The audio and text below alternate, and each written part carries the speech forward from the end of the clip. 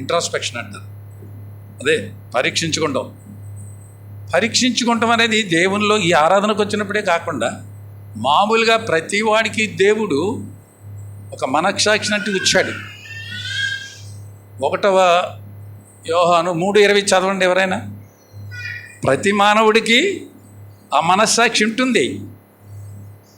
ఆ మనస్సాక్షి ఎప్పుడు మనం తప్పు చేస్తే, పొరపాటు చేస్తే వెంటనే గద్దిస్తుందా లేదా? చదవండి వాక్యం, దేవుని వాక్యం అది. 1 యోహాను 3:20. ఇందువలన మన సత్య సంబంధులమని ఎరుగుదుము. ఏంటమ్మా? దేవుడు మనకంటే అధికుడై, అవును, మన హృదయము కంటే అధికుడై సమస్తమును ఎరిగి ఉన్నాడు గనుక మన హృదయము ఏ ఏ విషయములలో మన యందు దోషారోపణ చేయుచున్నదో ఆయే విషయములలో ఆయన ఎదుట మన హృదయములను సమ్మతిపరచుకుందాము. చాలమ్మా, మన హృదయం గురించి. హృదయం మోసకరమైనది. ఎన్నోసార్లు వినుంటారు. నిజమే, అది చాలా మోసమైంది. మనుష్యుని హృదయాలోచనలు బైబిల్ ఏమన్నది? అగాధములు. అగాధం అంటే ఇక దానికి అంతులేదు. ఎంత లోతైన సముద్రాల కన్నా కొంతవరకు కొలవచ్చని. అగాధం అంటే అది అగాధము ఎవరికి తెలుస్తుంది? మనుషుల ఆలోచన ఆయనకు మాత్రం అంతరంగమును పరిశోధించే దేవుడు. అంచేతదే మనము ఈ రొట్టె ఆరాధన జరిగినప్పుడు పరీక్ష చేసుకుంటామంటే మనం ఏ విధమైన పొరపాట్లు చేసామా అది వెంటనే ఇక్కడికి వచ్చాక కాదు, అంతకుముందు కూడా ఉంటుంది మనకి. అయితే వాత వేయబడిన మనస్సాక్షి ఉంటుంది. అన్నీ నేను ఎక్స్ప్లెయిన్ చేయడం టైం కాదు ఇది.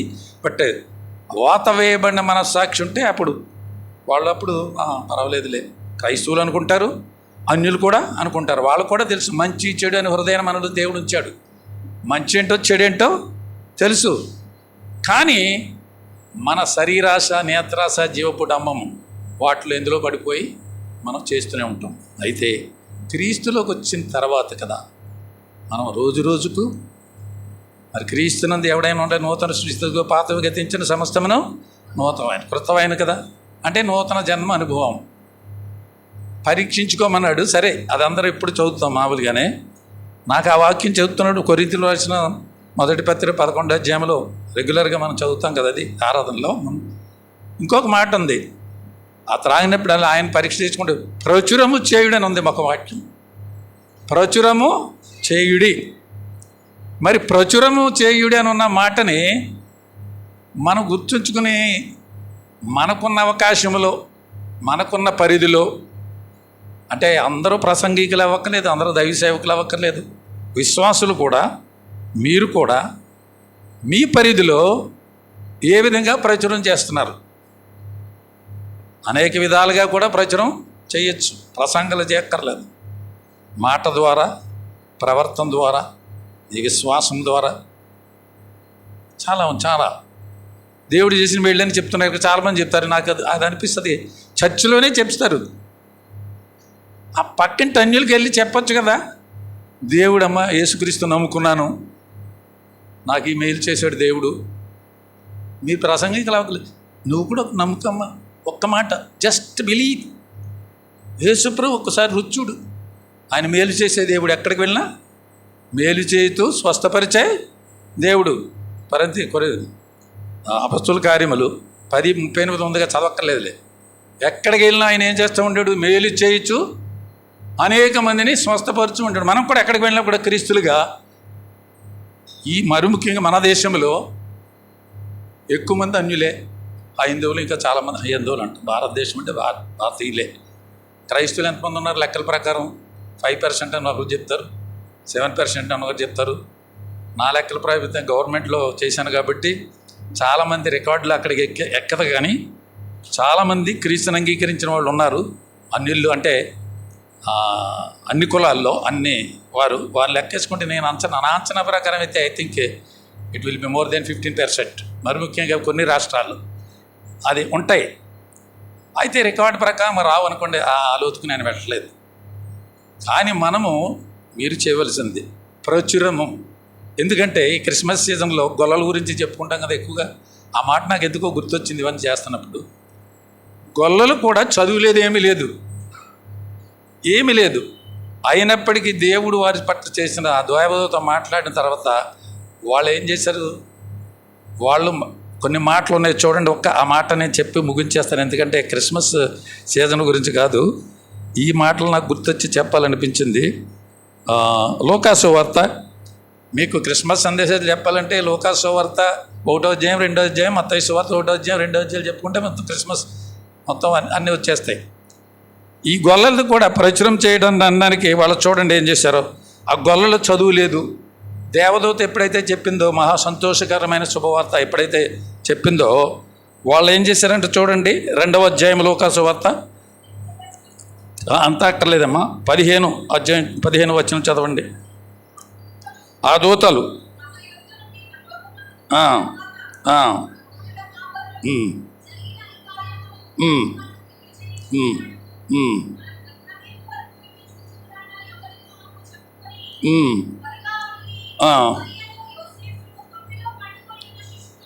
చాలమ్మా, ఈ చిన్న మాటలే మాట్లాడుతున్నాయి వెళ్ళి చిన్న మాటలే ఎందుకో చెప్పాలనిపించింది.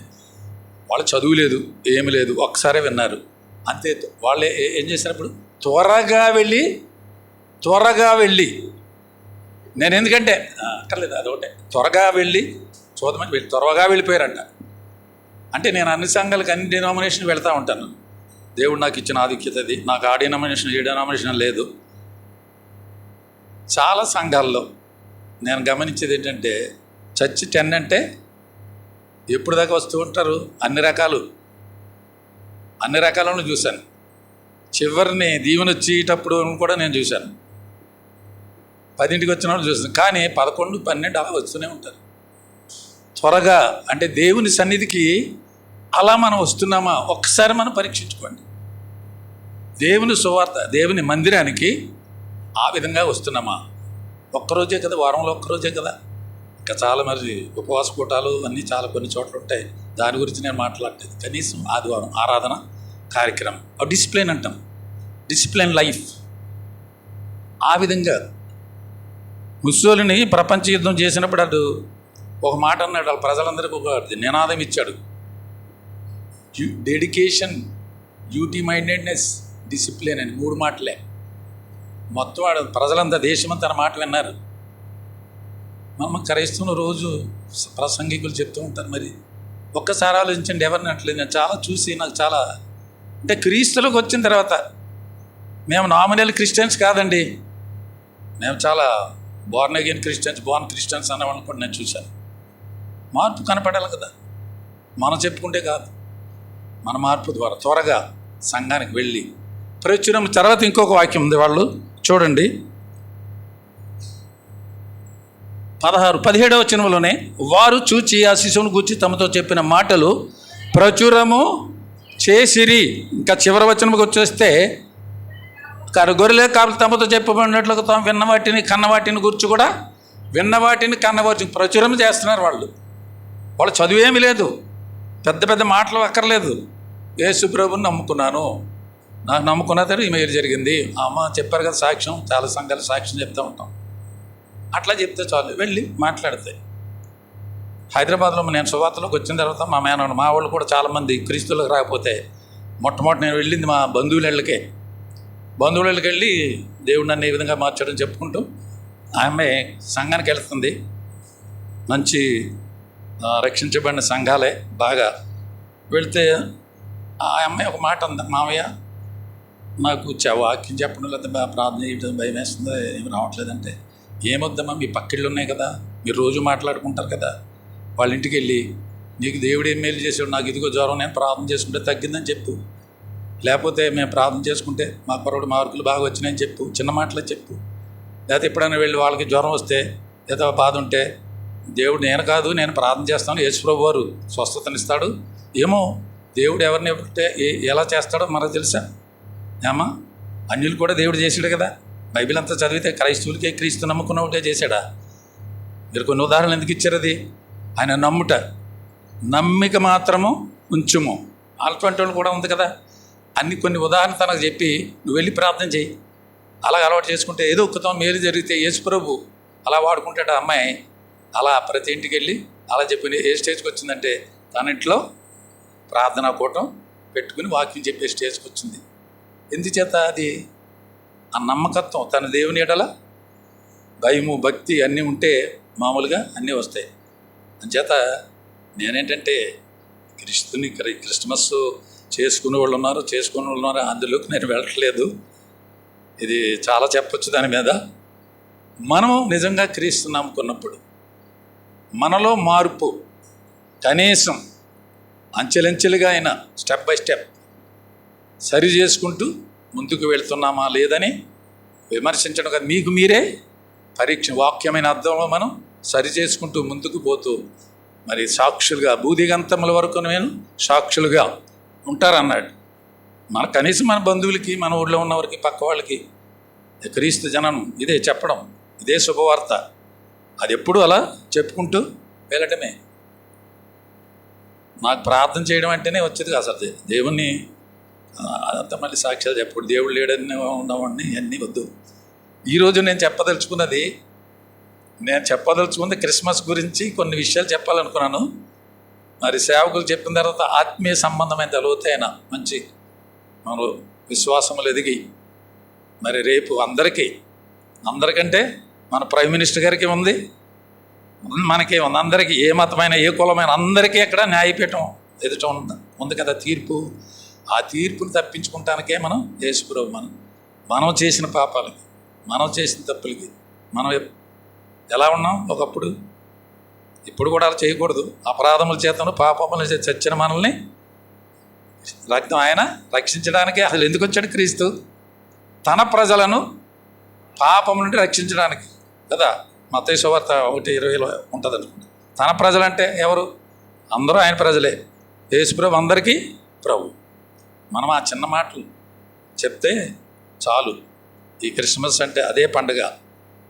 ఆ రోజు మనం క్రీస్తుని మన హృదయంలో భద్రపరచుకుంటమే కాకుండా ఆయన చేసిన మేళ్ళు ప్రచురం చేస్తే చాలు. కనీసం నీ పట్ల ఎన్నో మేలు చేయకుండా లేరు కదా దేవుడు ప్రతి విషయంలో ఎన్నో విషయాలు మనం ఒక్కొక్కసారి ఆయన సంపూర్ణంగా సమర్పించుకోకపోయినా కూడా who is perfect, who is not perfect అన్నది అది లోతులో నేను వెళ్ళట్లేదు.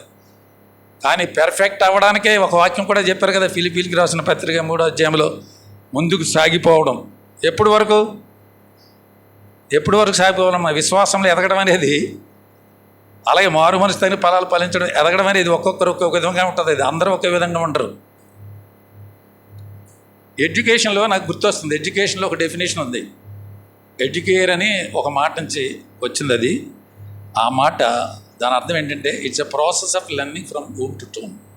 అంటే తల్లి గర్భం పుట్టిన మొదలుకొని చనిపోయే వరకు లెర్నింగ్ అంటే అర్థం ఏంటంటే ఇట్స్ ఎ ప్రాసెస్ ఆఫ్ అంటే తెలుసుకో. అంటే పుట్టినప్పటి నుంచి చనిపోయే వరకు, ఉయ్యాల నుంచి సమాధికి వెళ్ళే వరకు ప్రతి వాళ్ళు నేర్చుకుంటమే. అదే ఎక్కడ నేర్చుకోవాలి? బైబిల్ ఉంది కదా, ప్రయాసపడి భారముచున్న సమస్త జనులలో నా యొద్దకు రండి విశ్రాంతి కదా. తర్వాత ఏమైనా ఉంది? తర్వాత నా యొద్దకు వచ్చి నేర్చుకొనుడి.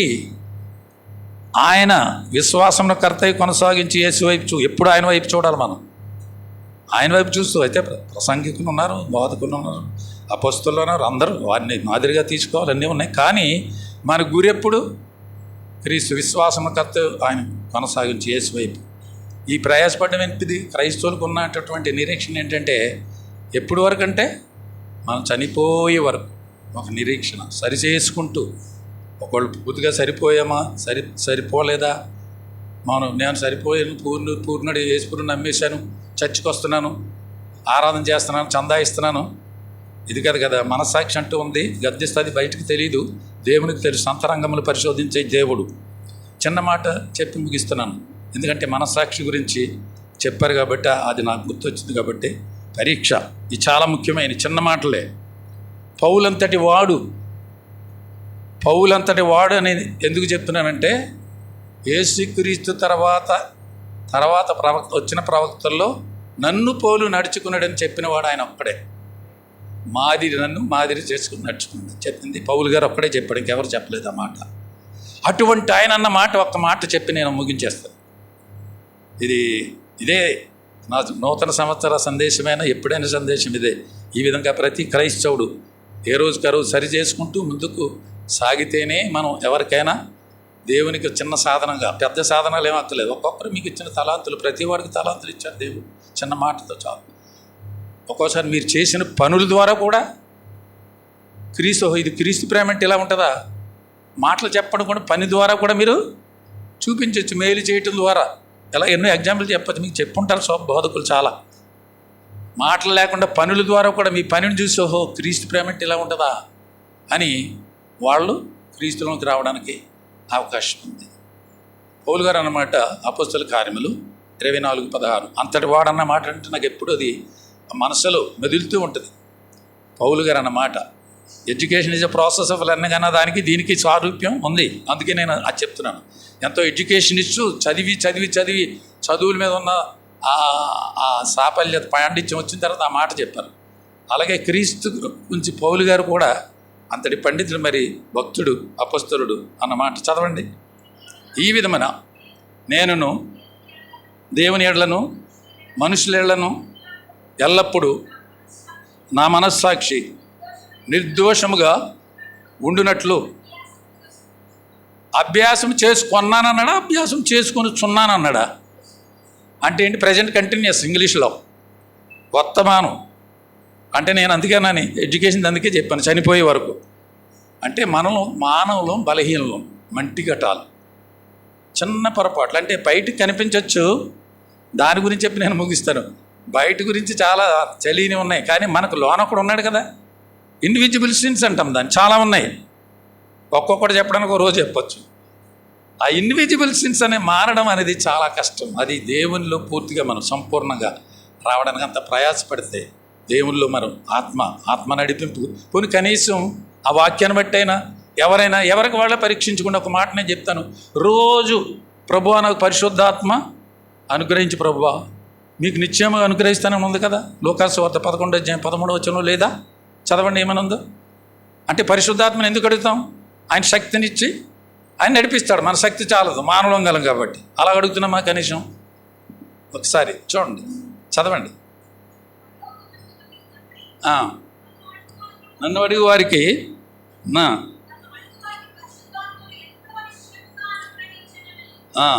చాలా లేచిన వెంటనే ప్రభువా నాకు పరిశుద్ధాత్మించిన ఈ లోపం చాలా, నా అడుగులు జారకుండా నా వాక్యమును హృదయంలో ఉంచుకున్నాను అంటాడు. కీర్తనలో ఉంటుంది, ఏమని ఉంటుంది? నా అడుగులు అంటే ఈ భూ ప్రపంచం చూస్తే ఈ లోకం ఎలా ఉంది? సమస్తమును ఈ రాజ్యము లేకపోతే ఈ లోకం అంతా ఎవరి చేతిలో ఉంది? దుష్టిని ఎందులో ఉంది కదా. మీరు ఎక్కడికి వేసినా ఎక్కడ ఏ మాటలు చూసినా ఏం చూసినా ఇప్పుడంతా ఇదే కదా. టీవీ చూసినా సెల్ చూసినా ఎక్కడికి వెళ్ళక్కర్లేదు. వరల్డ్ ఈజ్ మై హ్యాండ్ అని వాళ్ళు ఒక హ్యాండ్ వచ్చేసింది. ప్రపంచం అంటే అప్పుడు ఏదో మాకు తెలిసేది కాదు. ఇప్పుడు ఎక్కడికి వచ్చేసింది ప్రపంచం అంతా. ఏం జరుగుతుంది మీరు చూస్తున్నారు కదా. చూడని వాళ్ళు ఎవరు ఉన్నారా ఇక్కడ? మరి ముఖ్యంగా నేను ఆంధ్ర రాష్ట్రంలో చూస్తున్నాను. సెల్ లేని వాళ్ళు, చిన్న వ్యవసాయాలు, చిన్న కూలి పని చేసిన వాడు కూడా సెల్ ఉంది. అదేంటో తెలుసండి, అది సెల్ ఏదో అనుకున్నాం కదా. It's the devil. అందులో అఫ్కోర్స్ ఏంజల్ కూడా ఉంది. దేవుడు ఉన్నాడు, దుష్టుడు ఉన్నాడు. అది మీరు దాన్ని జాగ్రత్తగా వినియోగించుకుంటంలోనే ఉంది. కానీ లేదు కదా మనకి. చాలామంది అందుకే పాడైపోతున్నారు. అలా కంటిన్యూ అయిపోతుంది. వద్దులండి కొద్దు. పెద్దవాళ్ళు కూడా నేను ఒక వార్త విన్నాను. ఆ వార్త అంటే నేను చదువుతూ ఉంటాను, వింటూ ఉంటాను. ఓ సేవకుడు చెప్తున్నారు. అది నేను ఎందుకంటే సేవకుడు చెప్పాడు కాబట్టి నమ్ముతున్నాను. ఫారిన్లో ఇండియన్ పాస్టర్ అని చెప్పలేదనుకోండి, ఈవెన్ ఫారిన్లో వాళ్ళు సర్వే చేస్తే, ఎక్కువ సర్వే చేస్తారు కదా, చాలా అడ్వాన్స్డ్ కంట్రీస్ కాబట్టి ప్రతిదానికి ఎలా ఉన్నారు, మనుషులు ఎలా ఉంటున్నారు, వాళ్ళు సర్వే చేస్తే 20-30% పాస్టర్స్ ఫోనోగ్రఫీ చూస్తున్నారంటాడు. ఫోనోగ్రఫీ అంటే తెలుసా మీకు? ఇంగ్లీష్లో ఫోనోగ్రఫీ అంటే సెక్షువల్ సంబంధమైనటువంటివి చక్కగా వచ్చేస్తూ ఉంటాయి కదా. మా మనమన్నాడు ఇలా చూస్తూ వస్తాను, ఒరే ఇలా తీసేయాలంటే అలాగే కొన్ని తీసేయడం అనుకుంటా తాతయ్య మీరు కొన్ని వాక్యాలు మీరు యూట్యూబ్ చూస్తున్నారు కదా, అవి వస్తే అలా అలా కొట్టేయడం అంతేగాని వచ్చేస్తాయి, దాన్ని కంట్రోల్ చేసి మరి యూట్యూబ్ ఎలా చూస్తారు అన్నాడు. అంచేత లోకమంతా దుష్టుని చేతిలో ఉంది కాబట్టి మనం మరి ముఖ్యంగా క్రీస్తున్నామని బిడ్డలు చాలా జాగ్రత్తగా ఆయన సహాయం, ఆయనతో సహవాసం, ఆయనతో ఎప్పుడు సహవాసం చేస్తే మనకి ఏముందని చెప్పి యోబు గ్రంథంలో చక్కని మాట ఉంటుంది. 22:20 చదవండి. 20 ఆయనతో సహవాసం చేసిన మనకు సమాధానమును మేలును కలుగును. మనకు మేలు, వచ్చే సంవత్సరం మేలు కలగాలి, సమాధానంగా ఉండాలి. కుటుంబాలు ఎలా ఉన్నాయి, ఈ సంవత్సరంలో మీరు ఎలా ఉన్నారు నాకు తెలియదు, సంవత్సరాంతం అయింది, ప్రభువుని అడగండి. ప్రభువా గడిచిన సంవత్సరం చల్లి మునుపు ఎన్ని జ్ఞాపకం ఇవన్నీ వదిలేస్తున్నాను నాయన, కనీసం వచ్చే సంవత్సరం నుంచి అయినా నేను నీలో ఆయన పరిపక్వం చెందిన క్రైస్తవుడిగా నిన్ను నమ్మిన బిడ్డగా ఉంటాను ప్రభు, అట్టి శక్తిని నాకు దయచే ప్రభు అని రోజు మనం లేచిన వెంటనే దేవుని సహాయం కొరకు అడిగితే తప్పనిసరిగా అట్టి కృపను అనుగ్రహించి మనం దీవించబడటమే కాకుండా అనేక మందికి దీవెనకరంగా ఉండే కుటుంబాలుగా దీవించి ఆశీర్వదిస్తారు. అట్టి కృప ప్రభు అయిన యేసుక్రీస్తు మీ అందరికీ అనుగ్రహించును గాక.